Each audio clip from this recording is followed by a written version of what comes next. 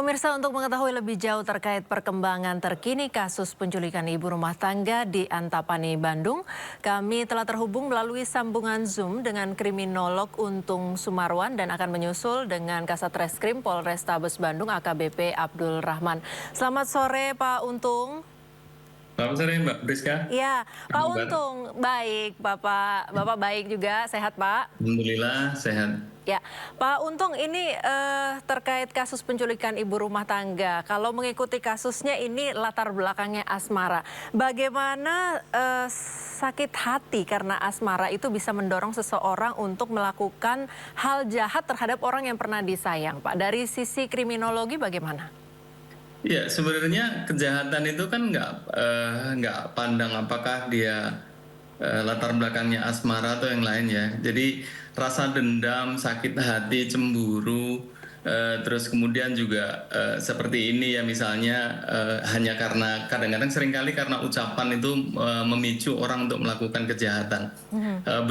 Bukan beruntungnya ya sebenarnya, tapi ini sebuah kejahatan juga. Ini latar belakangnya asmara sehingga diculik belum istilahnya sudah ketahuan duluan atau mungkin beritanya sudah beredar sehingga pelaku ini urung untuk melakukan tindakan lebih serius barangkali seperti itu. Nah, Baik. bisa jadi kalau ya rasa cemburu, sakit hati dan lain-lain itu bisa berdampak yang luar biasa. Barangkali kalau memang ada perlawanan atau mungkin juga sakit hatinya semakin bertambah dari pelaku, saya kira bisa menjadi apa ya kejahatan yang lebih serius lagi begitu. Baik, Pak Untung, ini pelaku diketahui hanya menculik selama 8 jam, Ya. kemudian membawa berputar-putar, kemudian yang diambil hanya SIM card, yang diincar hanya SIM card. Ini penjelasannya bagaimana, Bapak? Iya, barangkali yang bersangkutan memiliki story yang macam-macam gitu ya, sehingga apa yang diambil bisa membongkar hal-hal lain, sehingga pelaku berpikir bahwa apa yang diambil itu sudah bisa menyelamatkan dirinya gitu. Jadi pelaku-pelaku kejahatan itu seringkali berusaha untuk menghindari resiko, untuk menghindari tanggung jawab hukum dan lain-lain, sehingga melakukan hal-hal yang dianggapnya bisa menyelesaikan persoalan dari tanggung jawab hukum itu gitu. Ya, Anda sendiri bagaimana analisanya terhadap kasus ini, Pak? Pelaku ini sampai mengajak beberapa orang untuk menculik, itu kira-kira sebenarnya apa yang diinginkan? Iya, kejahatan itu selalu diawali karena ketidakmampuan untuk melakukan hal-hal yang normal sehingga dia melakukan kejahatan. Dan pelaku sendiri rupanya merasa tidak mampu untuk melakukan aksinya atau menculik gitu ya, sehingga harus melibatkan orang lain meskipun harus membayar. Dan bayaran itu sebenarnya kalau diukur dari nilai nominal nggak seberapa, tapi buat orang-orang tertentu barangkali mempunyai nilai yang penting. Apa yang diinginkan dari pelaku itu adalah tercapai gitu ya. Artinya dia siap melanggar hukum dan menanggung risiko dengan cara melibatkan orang lain. Dan orang lain sendiri juga sebenarnya tidak pernah menyangka bahwa dia akan terseret menjadi dalam kasus-kasus seperti ini begitu. Baik, Bapak sudah bergabung bersama kita Kasat Reskrim Polrestabes Bandung, tapi sebelum saya sapa kita tahan dulu dialognya. 8 jam setelah peristiwa penculikan, korban ditemukan di area sekitar Taman Abdi Negara di Jalan Pasar Impun yang berjarak sekitar 7 km dari rumah korban. Kita simak kembali pernyataan Ketua RW setempat sesaat setelah korban ditemukan. Orangnya juga pakai rapi katanya gitu. Tapi sudah beda mobil katanya. Udah beda mobil. Gitu. Oh, pakaiannya rapi, Pak? Ya, untuk keterangan gitu katanya. Oh, ada berapa orang, Pak? Oh, tahu sih, tapi cuma 2 orang katanya.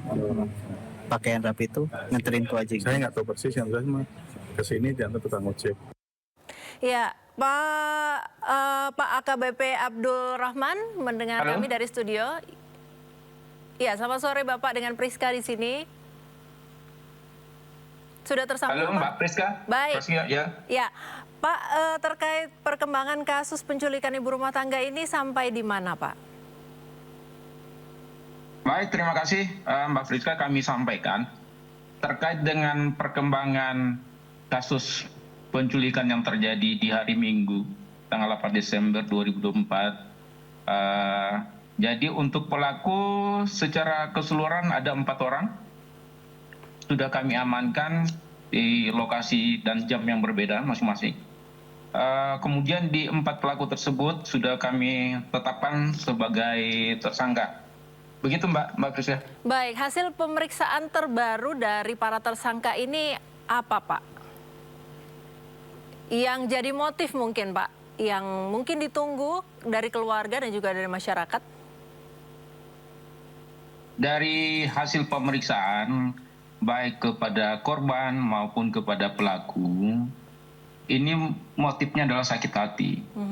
Jadi antara korban dan pelaku dengan inisial D, ini sebelumnya di 2014 ada hubungan ataupun ada pertemanan yang kemudian dalam waktu beberapa belakangan ini, si korban ini memutuskan untuk tidak melanjutkan hubungan tersebut.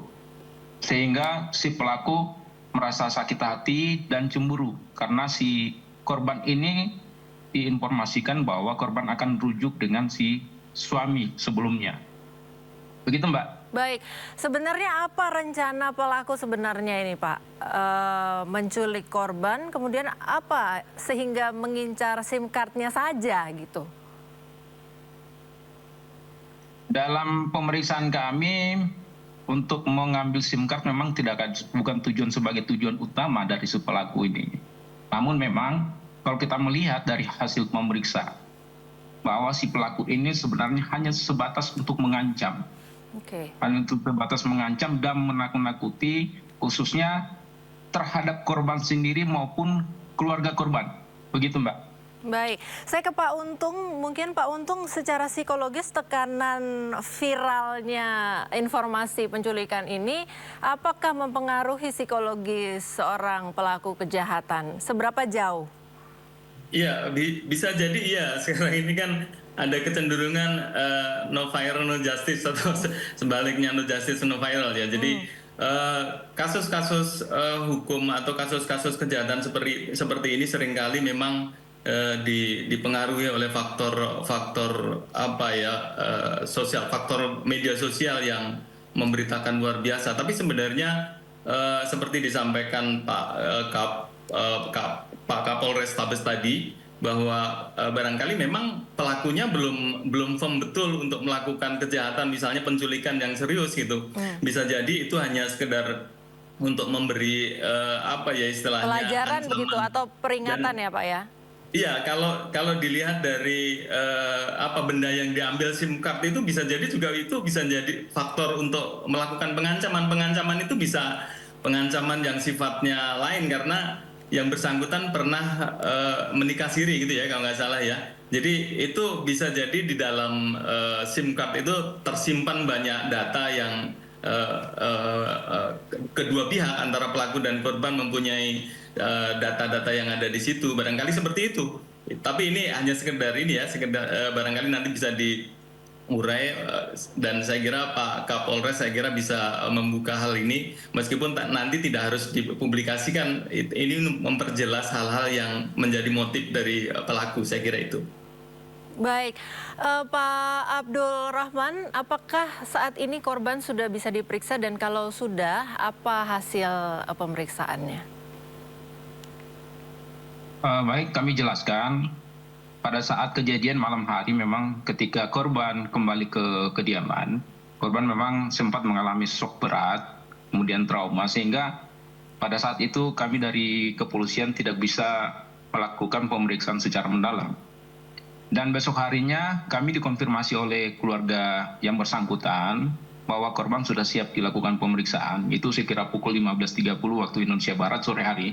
Sehingga dari tim kami yang didampingi oleh unit PPA Perempuan dan Anak dari Polrestabes Bandung mendampingi yang bersangkutan untuk dilakukan pemeriksaan. Dari hasil pemeriksaan bahwa kami dapat memaparkan sedikit bahwa memang dari kejadian tersebut si korban ini sudah mengenal ketika berada di dalam mobil, menerangkan bahwa inisial D yang merupakan salah satu pelaku ini, atau kami bisa sebutkan bahwasannya si D ini merupakan otak dari kejadian ini. Jadi mereka sudah saling mengenal satu sama lain. Sehingga pelaku maupun korban dibawa putar keliling kota Bandung dalam kurang lebih 8 jam. Begitu Mbak. Baik, pada saat 8 jam dibawa berputar-putar pada saat diculik itu, apakah korban juga menerima perlakuan kurang baik atau intimidasi atau tersangka menyakiti begitu, Pak? Semacam ancaman ataupun intimidasi ada dari si pelaku dengan menyampaikan hal-hal yang satu mungkin seperti kalimat kamu itu masih istri saya. Dan kamu jangan macam-macam. Mungkin intimidasi selama perjalanan itu ada. Cuman secara fisik dari kekerasan ataupun tindakan yang dilakukan, memang secara fisik kita lihat ke korban memang tidak ada hal-hal yang menunjukkan bahwasanya ada kekerasan fisik di dalamnya. Namun memang kami perlu pemeriksaan, mungkin secara visum yang diminta langsung oleh korban, ini kami masih menunggu. Begitu Mbak. Baik, Pak Untung. Saya ke Pak Untung lagi. Pak Untung, adakah yang bisa terjadi kalau seandainya kasus penculikan yang tidak mengharapkan tebusan atau apa begitu Pak? Iya, sebenarnya mungkin saja Mbak, seperti disampaikan Pak Kasat tadi, mohon izin tadi koreksi Pak. Mudah-mudahan jadi Kapolres Pak ya sebentar lagi. Amin Mbak, terima kasih untuk Amin, ya.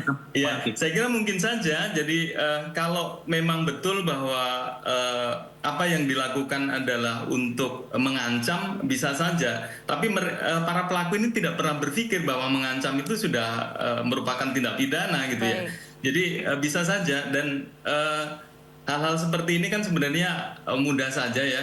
Kalau tadi disebutkan misalnya korbannya shock atau mungkin trauma dan lain-lain, saya kira dari awal polisi sudah paham dan wajar saja ketika ini 8 jam atau mungkin nggak nyampe 24 jam tertangkap atau terungkap kasus ini gitu ya. Jadi karena memang apalagi tidak ada benda atau harta benda yang diambil gitu. Ini jelas bahwa ini bukan faktor dendam, tapi bisa jadi hal-hal lain yang sebenarnya hanya memberi satu peringatan baik kepada korban atau mungkin keluarga korban gitu. Kalau tadi juga disampaikan ada semacam intimidasi bahwa yang bersangkutan sudah masih tetap sebagai istri, tapi itu juga istri siri ya. Kalau istri siri secara hukum juga sebenarnya ini hanya sah secara agama, tapi secara hukum mungkin yang bersangkutan masih terikat dengan suami sebelumnya, begitulah kira-kira seperti itu. Jadi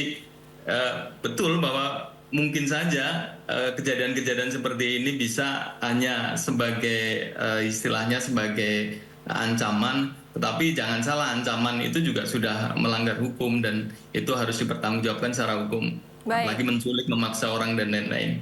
Ya, terkait konsekuensi hukum, Pak Abdul Rahman bisa dijelaskan untuk 4 pelaku ini kira-kira apa yang akan diterima? Baik Mbak, untuk konsekuensi hukum tentunya di mana keempat pelaku sudah kami tetapkan sebagai tersangka, kemudian di dalam penerapan pasal yang kami persangkakan yang bersangkutan itu ya di pasal 328 KUHP dan atau pasal 333 KUHP. Itu ancaman 12 tahun dan 8 tahun penjara, Mbak.